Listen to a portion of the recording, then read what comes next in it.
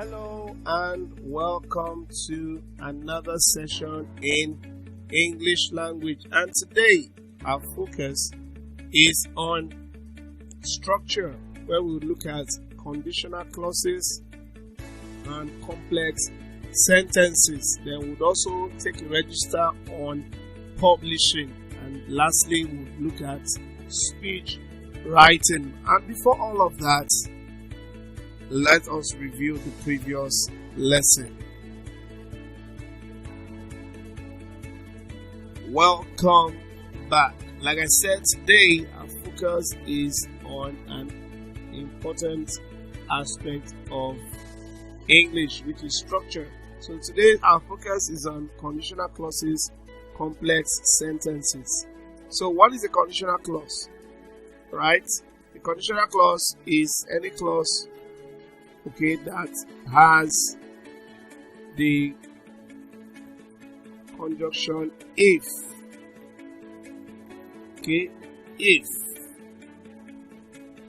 If is denoting a condition. If inflation is high, that's the condition. The value of life insurance policies go down. So this value of life insurance policies go down hinges on this condition if inflation is high. In other words, we are saying that if inflation is high is subordinate clause, while this is what the main clause. So the value of life insurance policy goes down, can stand on its own. But if inflation is high, what happens? So that cannot stand on its own. Right? I believe you got that. So they are likely or probable conditionals. They are likely or probable what? Conditionals. The if clause and the results may be in the present tense. For instance, if you have life insurance policy, your family has financial protection. So here, the if clause is in the present tense. Therefore, your choice of verb should also be in what? In the present tense form. So that's very important. Even though the subject determines the choice of verb, you here is second person. So here also is the second person. But here the family is seen as a unit. That's why it takes what? The singular form of verbs. Then we have the present simple tense in the if clause, then having a future tense in the main clause. For instance, we have, with your policy, the insurance company will pay up even if you drive into a tree.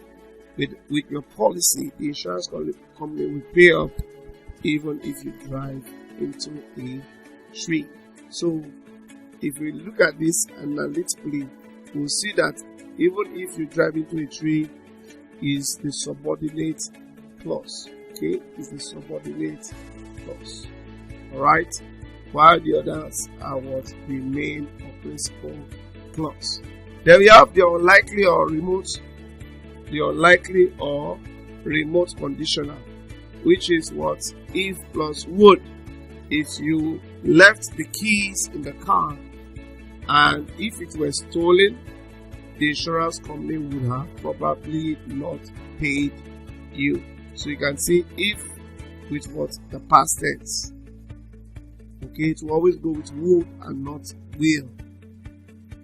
Then we have unfulfilled conditionals. Here we are talking about the past perfect tense with the if clause. So anytime you have the past perfect tense with the if clause, it's more likely that you use the past participle in the other clause. For instance, if I had left the keys. So had here is past perfect tense. So would have is going to be used in the other clause. The insurance company would have not paid up. So let's quickly look at what you call complex sentence.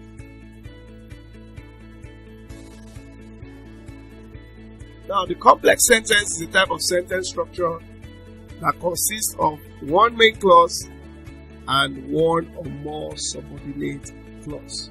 So please take note. How do you form complex sentences? Equals one main clause plus one or more subordinate clause.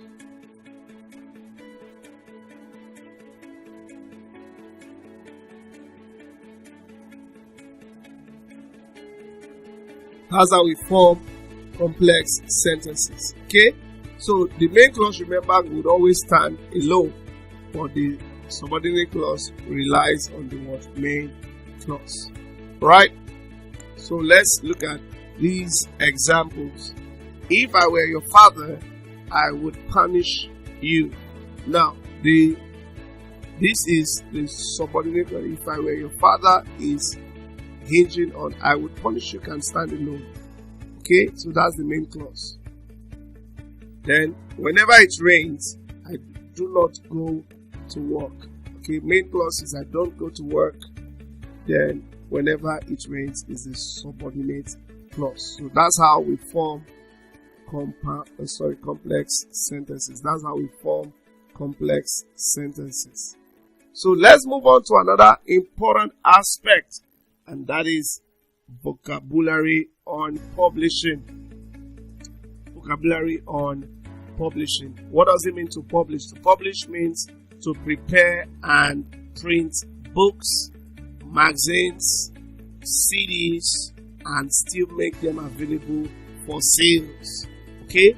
So the business of preparing, printing, and making such materials available for sales to the public is referred to as what? Publishing. So the whole essence of printing a book, printing a magazine, printing a CD-ROM, okay, is to make it available to the public, alright, for purchase. Then we have manuscript. Manuscript can first be referred to as the original documents that were handwritten. The original documents that were handwritten. It could also mean a copy of a book or music before it was what? Printed. Okay, so that's the meaning of manuscript. Then we also have author. An author is anyone who writes a book or who wrote a particular book. So anyone who writes or wrote a particular book is an author.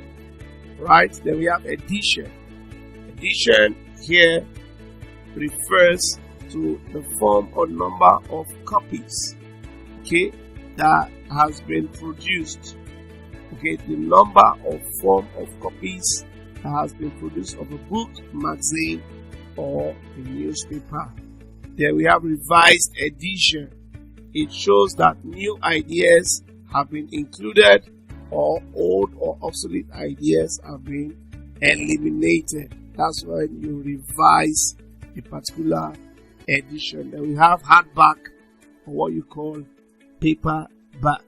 Hardback is the hard cover, right? When the outer cover is having a hard covering, we call that hardback.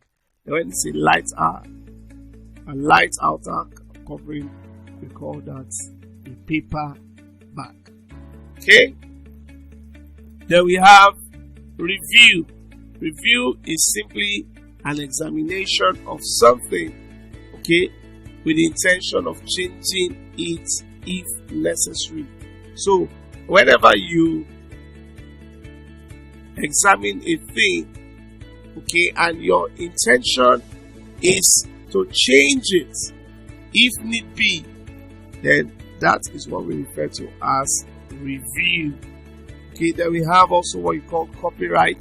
Copyright simply is a statement, okay, that forbids the duplication of somebody's work without authorization.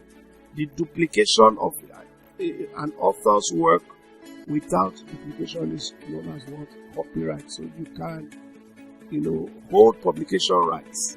Okay, so nobody is permitted to duplicate your work without your authorization.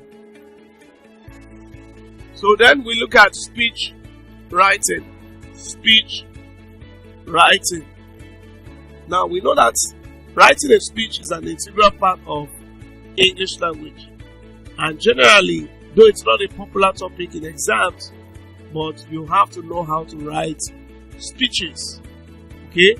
Now, when you are writing a speech, please note that most of them requires that the tone and language of your essay does not show familiarity and warmth. Okay? You have to be formal in your language. However, you have to spice that up with some level of humor. Okay? Not just write for the sake of writing. You have to spice that up with some humor. However, a speech is a talk that you give to an audience. Okay? Anytime you deliver a talk to an audience, you have given a speech. Okay? And speeches can be written first. They are most times written first. Okay? In clear sentences, you write out what you want to say, in order to make sure that you have corrected what you needed to correct. Then we have to note the following. Okay? It requires a degree of formality. However, add a bit of humor to that. Then also, you must make use of words that reflect what common values or expression or experiences. Okay? So, let's look at the basic types of speeches. We have a welcome address. That's a speech. A farewell address or speech. That's another example. A talk on any topic. So let's take a specimen of that. A farewell speech delivered by Mr. James Body, the Vice Principal of Glory Shower School, on the valedictory ceremony of students. The dignitaries in attendance are greeted or saluted in their order of hierarchy, status, and prominence. So please, whenever you are doing your salutation under speech writing, you should greet the dignitaries in the order of their hierarchy, their status, or their prominence. I'll give an example of that. Okay? I'll give an example of that. The dignitaries in attendance are greeted in the order of hierarchy, status, or prominence. The proprietor, the principal, the PTA chairman, parents, members of staff, students, ladies and gentlemen. That's how you begin your salutation. Then you appreciate the privilege of being given the opportunity to address the gathering. Okay? You must not take that for granted, so that you can get future opportunities. Then you logically present your points one after the other, and please describe your impression of the event or the person in question. Okay, so you do that, then discuss the impact it has on the society, then challenge the audience to positive actions, wish them well to their destinations. And please, like I said, use formal language, but please spice that up with occasional humor. So with this, we've come to the end of today's lesson. Thank you very much for joining this class.